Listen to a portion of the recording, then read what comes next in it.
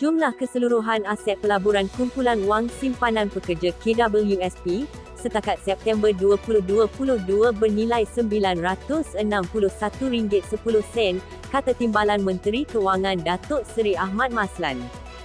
Wang KWSP pada ketika ini dilaburkan di dalam beberapa instrumen seperti instrumen berpendapatan tetap sebanyak 48%, ekuiti tersenarai Malaysia 37%, ekuiti persendirian 4%, aset nyata 7% dan instrumen pasaran wang 4%.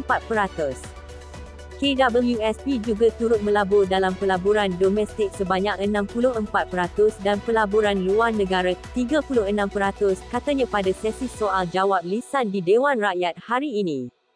Beliau menjawab soalan tambahan Datuk Muhammad Shahar Abdullah, Ban Paya Besar, mengenai jumlah keseluruhan aset KWSP, instrumen pelaburan wang tabung simpanan persaraan dan perbezaan dividen dahulu dan masa kini. Mengulas mengenai perbandingan dividen, Ahmad berkata pulangan pada masa dahulu lebih tinggi di antara 7 hingga 8% berbanding ketika ini kerana terdapat perbezaan dividen yang diperoleh daripada instrumen berpendapatan tetap dan peratusan kadar inflasi. Keadaan dulu dan sekarang lain, dividen yang direkodkan oleh instrumen berpendapatan tetap masa dahulu adalah tinggi antara 7 hingga 8% dan kadar inflasi juga tinggi.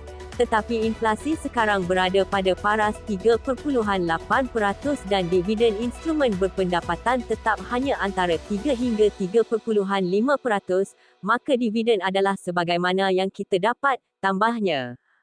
Sementara itu, menjawab soalan tambahan daripada Datuk Syed Abu Hussein Hafiz Syed Abdul Fasal, PAN Bukit Gantang, mengenai had dividen bagi kadar caruman sukarela, Ahmad berkata terdapat cadangan peningkatan kadar caruman daripada RM60,000 kepada RM100,000 dan ini akan diumumkan oleh Menteri Kewangan dalam Belanjawan 2023.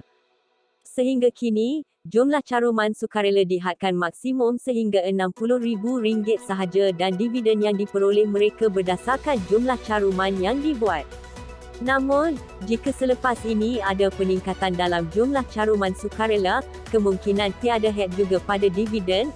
Jika dividen yang diumumkan KWSP banyak, maka dividen itulah yang mereka akan dapat, katanya.